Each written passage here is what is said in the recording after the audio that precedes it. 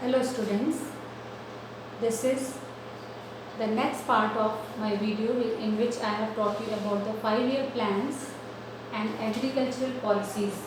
I had already discussed that first plan from 1951 to 55 focused on the development of agricultural sector. Now what policies were implemented or generated by government? We can term them as agrarian reforms, and I had already introduced with the names, that is technical reforms, institutional reforms and general reforms. In this video I will discuss them one by one in detail, and children, this is very important part of this chapter, so please listen to it, study it well. First I will discuss technical reforms. As the name gives you an idea, it is related to technique or method of production. What are the different technical reforms introduced by government during the 5-year plans? First is the use of traditional seed was discouraged, and instead high yielding variety or HYV seeds were introduced to the farmers, so that this seed will give you more production because it was scientifically developed seed.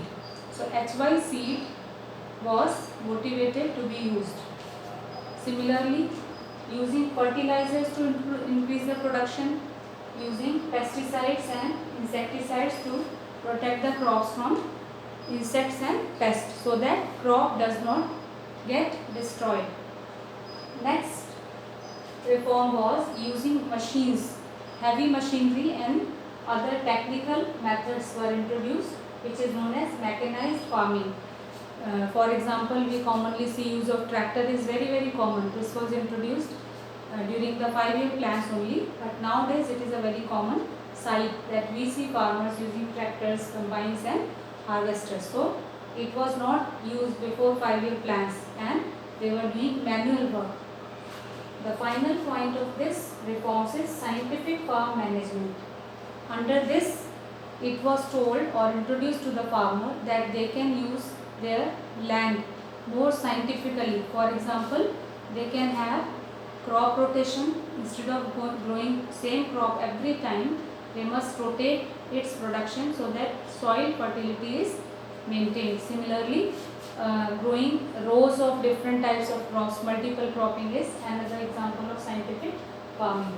So these technical reforms were mainly focused how the farmers shift from traditional and old techniques to the modern and scientific techniques that will give more production, and they can have self-sufficiency in farming sector. Now next area which is very important to understand is institutional reforms. Under institutional reforms, it was seen that the distribution of land, ownership of land and the rent of the land should be government regulated, and it should be according to law, not only arbitrary as it was done under the British rule that zamindars used to exploit the farmers. So what was done for this? Number one, intermediaries that were mediator between government and farmer were abolished or removed. Those used to be zamindars or rayatwar or mahalwars under British system. They used to exploit the farmer, and now we don't have any zamindars who will collect tax from the farmer and give to the government. Instead, its payment, whatever rent has to be paid in case in any form, that will be paid by the farmers directly to the government. Next is rent of the land will be regulated.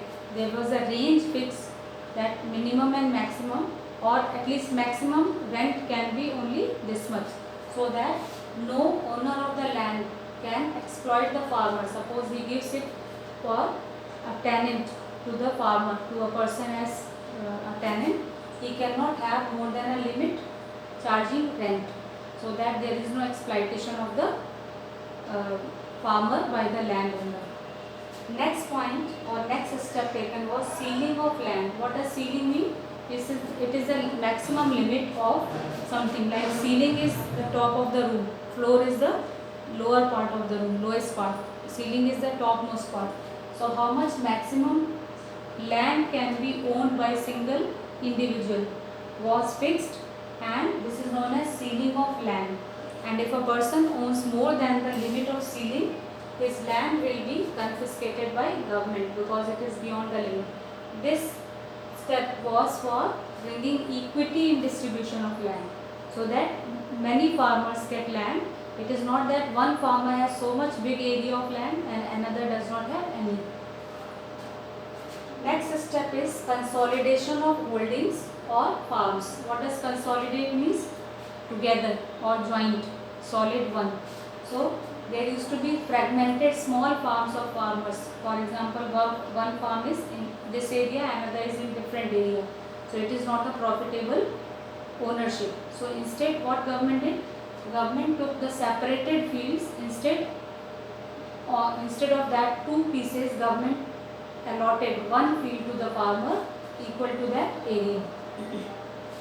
This consolidation also helped in bringing more yield, because growing production on one big farm is profitable compared to growing production on broken small pieces of land.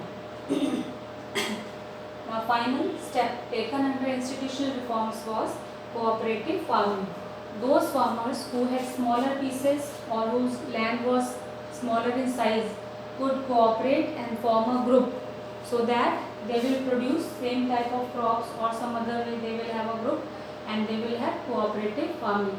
This will bring them better rewards, better payments, and they will have bargaining power in the market because they will become large in amount of production as farmers. If single individual farmers bring small production, he cannot bargain.